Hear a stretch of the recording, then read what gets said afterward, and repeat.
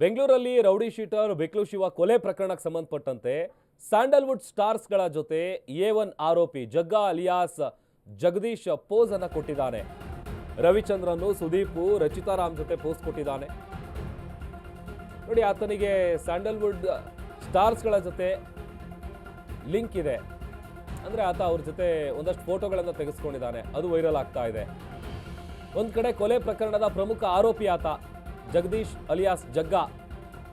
ಫೋಟೋಗೆ ಪೋಸ್ ಮಾತ್ರವಲ್ಲ, ಗಿಫ್ಟ್ ಕೂಡ ಕೊಟ್ಟಿದ್ದಾನೆ ಜಗ್ಗಾ. ಡಿಂಪಲ್ ಕ್ವೀನ್ ರಚಿತಾ ರಾಮ್ಗೆ ಲಕ್ಷಾಂತರ ರೂಪಾಯಿ ಬೆಲೆ ಬಾಳುವಂತ ಗಿಫ್ಟ್ ಕೊಟ್ಟಿದ್ದಾನೆ. ರೇಷ್ಮೆ ಸೀರೆ, ಇಯರ್ ರಿಂಗ್ಸು, ಚಿನ್ನದ ಹಾರ.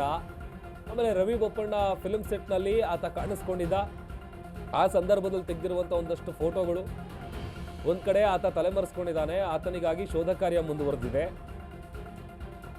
ಯಾಕಂತಂದ್ರೆ ಈ ಕೊಲೆ ಕೇಸಿಗೆ ಸಂಬಂಧಪಟ್ಟಂತೆ ಮತ್ತೆ 3 ಜನರನ್ನ ಅರೆಸ್ಟ್ ಮಾಡುವಂತ ಕೆಲಸ ಆಗಿದೆ. ಅದರಲ್ಲಿ ಜಗ್ಗನ ಸಹಚರರಾದಂತಹ 2, ಅದರಲ್ಲಿ ಮತ್ತೊಬ್ಬ ಭೈರತಿ ಬಸವರಾಜ್ ಅವರ ಅಣ್ಣನ ಮಗ. ಆತ ಕಾರ್ ಕೊಟ್ಟಿದ್ದ.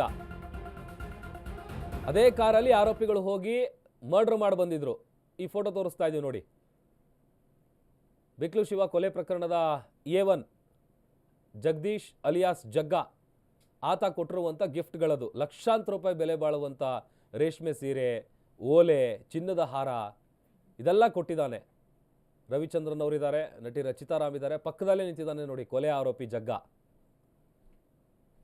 ಆಮೇಲೆ ಆತ ಸ್ಯಾಂಡಲ್ವುಡ್ನ ಸ್ಟಾರ್ಸ್ಗಳ ಜೊತೆ ಫೋಟೋಗೆ ಪೋಸ್ಟ್ ಕೊಟ್ಟಿರೋದು ಈಗ ಗಮನಿಸ್ತಾ ಇದ್ದೀವಿ ನಾವು. ಯಾಕಂತಂದರೆ ಈಗ 3 ಜನ ಆರೋಪಿಗಳನ್ನು ಏನು ಮತ್ತೆ ಬಂಧನ ಮಾಡಲಾಗಿದೆ. ಅವರು ಕೊಲೆ ಕೇಸಲ್ಲಿ ಭಾಗಿಯಾಗಿದ್ದಾರೆ ಅನ್ನುವಂಥ ದೃಢ ಆಗಿದೆ.